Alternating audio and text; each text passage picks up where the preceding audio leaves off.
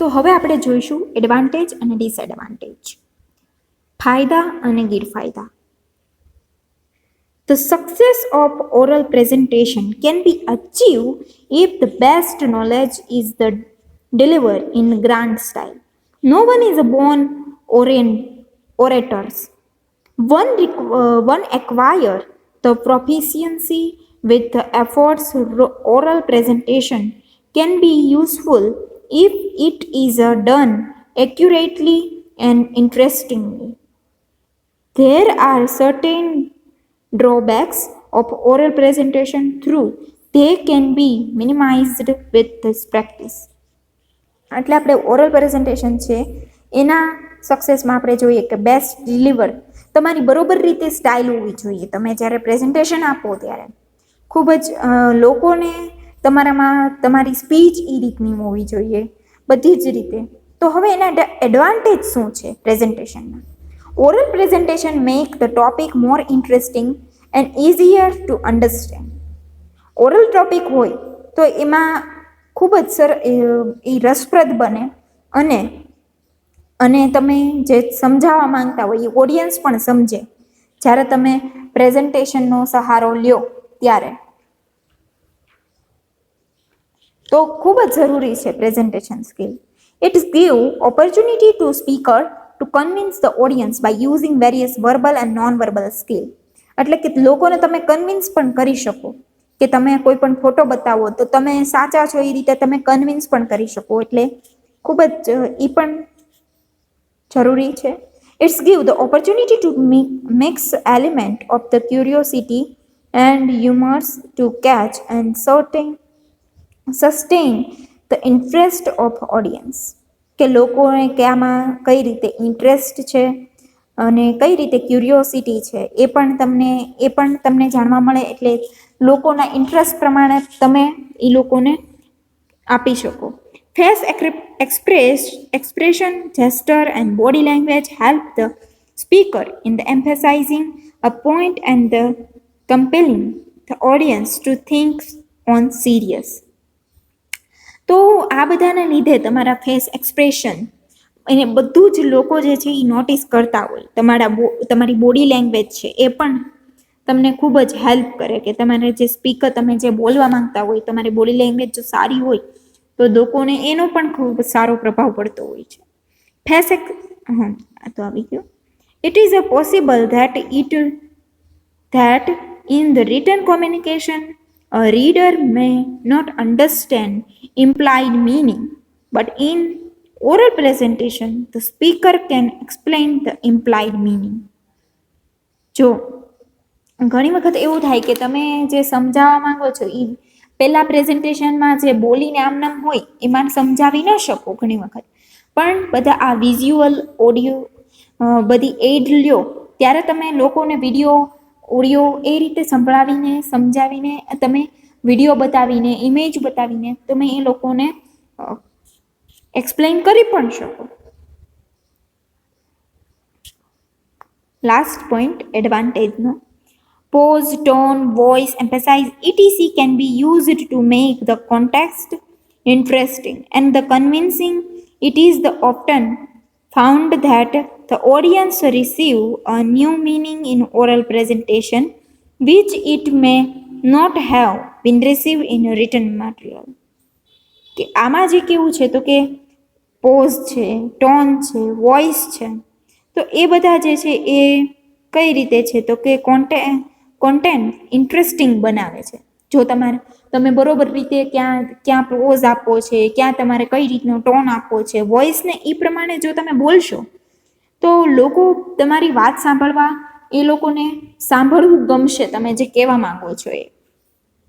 હવે ડિસએડવાન્ટેજ, ગેરફાયદા શું છે? Oral presentation can be the interesting only if the speaker is possess the skill of using verbal and non-verbal element appropriately. Oral presentation ક્યારે સારું થાય કે એ જે વ્યક્તિ છે એને પાસે સ્કિલ હોય કે બોલવાની સારી એવી, ત્યારે એ જે વ્યક્તિનું જે છે ઓરલ પ્રેઝન્ટેશન એ સ્કિલ બહુ જરૂરી છે, નહીતર એ ઇન્ટરેસ્ટિંગ ન લાગે. If the presenter is not conscious and alert, the speech may divert to other point and goal of presentation is not attained. જો પ્રેઝન્ટર હશે એ કોન્શિયસ નહીં હોય, તમે જો પ્રેઝન્ટ કરતા હોય તો કોન્શિયસ ન હોય, તો તમે બોલતા રહેતા હોય તો તમારી સ્પીચથી લોકો જે છે એ ડાયવર્ટ થઈ જાય, ખબર નહીં પડે કે તમે શું કહેવા માંગો છો, એ પણ નહીં ખ્યાલ આવે. There are chances that the speaker may explain point in exaggerate manners, કે સ્પીકર જે છે એની પાસે ચાન્સ છે કઈ રીતે પોઈન્ટ જે છે એને અતિશયોક્તિ ન બનાવી. નહીતર જો તમે પોઈન્ટ નાનો અમથો હોય અને તમે એ બાબતે ઘણું બધું કહી દો તો લોકો તમે જે મેઇન પોઈન્ટ છે એ શું કહેવા માંગો છો એ પણ ન સમજી શકે. If words, face expression and gesture are not synchronized properly, the listener may fail to distinguish between the more important and less important point or issue. તમારા જેસ્ટર સિન્ક્રોનિક બરોબર પ્રોપરલી હોય તો એ લોકો જે છે એ બરોબર તમે બરોબર તમારા વર્ડને બધું કર્યું હોય તો તમારે બરોબર પ્રોપરલી થાય. નહીતર એવું થાય કે ઇમ્પોર્ટન્ટ લોકો તમને આમ ઇગ્નોર કરતા હોય એવું લાગે. If the speaker cannot maintain the interest of audience, it gives way noise and the confusion. Ultimately, the entire presentation proves to be a failure. જો તમને ખબર ન હોય કે તમે જે પોઈન્ટ ઉપર વાત કરો છો એમાં લોકો કઈ પ્રકારનો ઇન્ટરેસ્ટ લે છે તો તમારે પછી જો લોકો ઇન્ટરેસ્ટ ન લેતા હોય તો તમારે પછી ચેન્જ કરવો પડે ટોપિક પણ, કે ટોપિક જે છે એ તમારે આ છે એમાંથી બદલી અને બીજો તમે એટલે કે ટોપિક તમારો એનો જ રાખવાનો હોય પણ તમે તમારા એક્ઝામ્પલ ને એ બધું જે છે એ તમારે ચેન્જ કરવા પડે.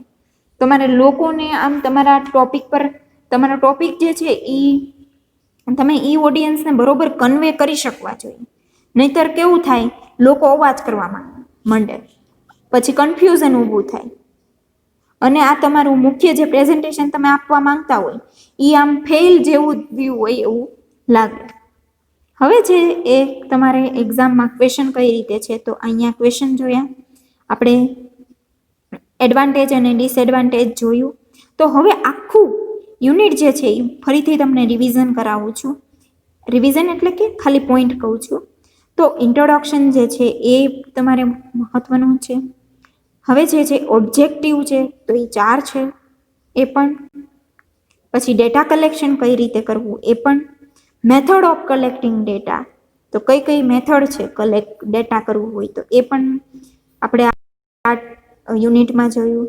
એનાલાઇઝિંગ ડેટા, એનાલાઇઝિંગ એટલે કે ડેટા તમને મળી ગયા છે અને પછી હવે તમારે એને એનાલાઇઝ કરવું પડે કે કયું બરોબર છે, કયું લેવા જેવું છે, તો એને એનાલાઇઝિંગ ડેટા કહેવામાં આવે છે. મેં તમને સમજાવ્યું હતું. ઓર્ગેનાઇઝિંગ ડેટા, કઈ રીતે ઓર્ગેનાઇઝ પ્રોપરલી ગોઠવવા ડેટા. પ્રિપેરિંગ આઉટલાઇન કઈ રીતે તમારે તૈયાર કરવી એ પણ ખૂબ મહત્વનું છે. પછી ઇન્ટ્રોડક્શન, એમાં મેઇન બોડી અને કન્ક્લુઝન કઈ રીતે આપવું. યુઝિંગ વિઝ્યુઅલ, કઈ રીતે વિઝ્યુઅલની એડને ઉપયોગ કરવો. તો પહેલાં તમારે સિલેક્શન કરવાનું હોય કઈ પ્રકારની વિઝ્યુઅલ એડ છે, પછી કયા પ્રકારનું, આ તો મેં તમને આજે જ સમજાવ્યું છે એટલે કંઈ કહેવાની જરૂર નથી. વેરિયસ ટાઈપ, બાર ચાર્ટ, પાઈ ચાર્ટ છે, પાવર પોઈન્ટ પ્રેઝન્ટેશન, પછી છે image animation video, how to use એવી એડ્સ, કઈ રીતે આ બધા ડેટા હોય એને યુઝ કરવા.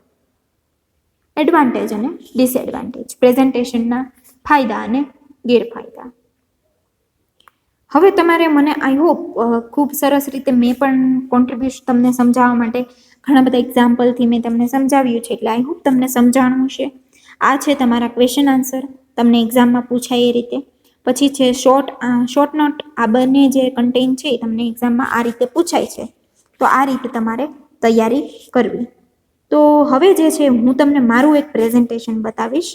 ઘણા બધા પ્રેઝન્ટેશન છે મારા, પણ હું તમને એક પ્રેઝન્ટેશન બતાવીશ. આઈ હોપ તમને એ ગમશે અને તમને એમાંથી તમે પણ જોઈ શકશો કે કઈ રીતનું પ્રેઝન્ટેશન હોય, કઈ રીતે વિડીયો ઓડિયો જે છે એ મૂકવાનું હોય. તો અહીંયા હું તમને પ્રેઝન્ટેશન બતાવીશ. તમે જોઈ શકો છો આ જે છે એ પ્રેઝન્ટેશન મેં બનાવેલું છે. તમારા થોડુંક આના રિલેટેડ છે એટલે મેં તમને આ બતાવું છું. બાકી ઘણા બધા પ્રેઝન્ટેશન છે. આઈ થિંક 40 જેટલા પ્રેઝન્ટેશન હશે, એમાંથી હું તમને આ પ્રેઝન્ટેશન બતાવું છું કઈ રીતે. તો મેં આ 4 સ્કિલ ઉપર પ્રેઝન્ટેશન બનાવેલું હતું.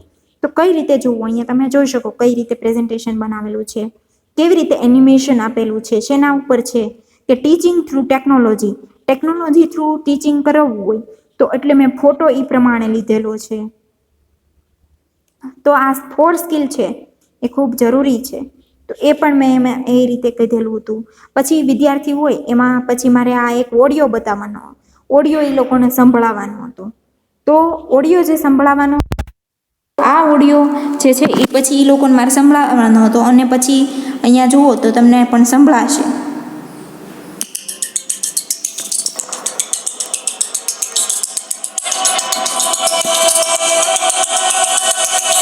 પછી મારે એ લોકોને એમ કહેવાનું હતું કે આના ઉપર તમારે સાંભળી પછી તમે 5-7 વાક્ય લખો. Okay, so hello everyone. I'm Sam, and I just turned 17. A few years ago, before my freshman year in high school, I wanted to play snare drum in the Foxborough High School marching band. However, and it was a dream that I just had to accomplish, but each snare drum and harness weighed about 40 pounds each. And I have a disease called progeria, so just to give you an idea, I weigh about only. પછી મેં એ લોકોને 5-7 વાક્ય લખવાના કીધા હતા. પછી આ રીતે ઇંગ્લિશ વોકેબ્લરી, એમાં જે વર્ડ આવ્યા હોય પછી ઓડિયો ક્લિપમાં, તો એ વર્ડના મિનિંગ શું થાય છે એ લોકોને એવી રીતે પૂછ્યું હતું. આવી રીતે પ્રેઝન્ટેશન બનાવવાનું થાય. પછી મેચ વિથ ઇમેજ, કે ઇમેજ સાથે જો લોકો સાંભળે છે તો એ લોકોને ખરેખર એ ઇમેજ સાંભળે છે તો એમાં ખરેખર એને ખબર છે કે એ વ્યક્તિ જે છે એ શેની વાત કરી રહ્યો છે. તો અહીંયા ઇમેજ કીધા હોય પછી એ લોકોને જોડવાનું કીધું હોય મેં કે તમે અહીંયા મને કહો કે કઈ રીતે, એટલે પૂછું હું એમ કે કઈ રીતે છે. પછી આ પેરેગ્રાફ છે તો એ લોકોને રીડ ધીસ પેરેગ્રાફ, કે આ જે છે એ પેરેગ્રાફ બનાવેલો હતો કે એમાંથી પછી એક્ટિવ કયા છે, પેસિવ કયા છે, એડજેક્ટિવ્સ ક્યાં છે, એડવર્બ ક્યાં છે. તો આ રીતે પ્રેઝન્ટેશન બનતા હોય છે જ્યારે ટીચિંગમાં આપણે હોઈએ ત્યારે. પછી વર્ડ મિનિંગ, કે કયા વર્ડના શું મિનિંગ છે એ લોકો આપે આપણને, એ આપણે.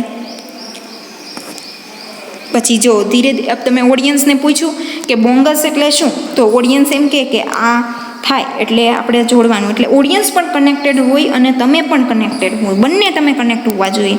એકલા પ્રેઝન્ટેશનનું કોઈ મહત્ત્વ નથી. ટિમ્પાની એ છે કઈ છે, કોમ્બેલ કયું છે, સ્નેર ડ્રમ કયું છે, તો આવી રીતે પૂછવાનું પછી તમારે આન્સર આપવાનું. તો આ રીતે જે છે એ પ્રેઝન્ટેશન હોય છે. મેં તમને અહીંયા બતાવ્યું. તો આઈ હોપ તમને આ જે યુનિટ છે એ તમને પ્રોપરલી સમજાવવાનું હશે અને આ પ્રેઝન્ટેશનથી પણ તમને ખબર પડી હશે કઈ રીતે પ્રેઝન્ટેશન આપવું, કયા વિઝ્યુઅલ એડ, આ બધા વિઝ્યુઅલ એડ છે, ફોટો ને એ બધા છે, કઈ જગ્યાએ કઈ રીતે યુઝ કરવું. તો આ રીતે જે છે એ યુઝ કરવાનું હોય છે. તો આપણું આ યુનિટ છે એ અહીંયા પૂરું થાય છે. હવે જે છે આપણે નેક્સ્ટ યુનિટમાં મળીશું. તો અહીંયા જે છે અહીંયા સુધી હું તમને રાખું છું. અહીંયા સુધી તમારે યુનિટ 3 સુધી પૂરું થયેલું છે. તો આપણે બીજું જે નેક્સ્ટ યુનિટ છે, અને જો આખા યુનિટમાં તમને કંઈ પણ ન સમજાણું હોય, કોઈ પોઈન્ટ એવો રહી ગયો હોય કે તમને ન સમજાતો હોય, તો તમે મને વિડીયોના કમેન્ટમાં, કોઈ પણ વિડીયોના કમેન્ટમાં કહી શકો, હું તમને આન્સર આપીશ.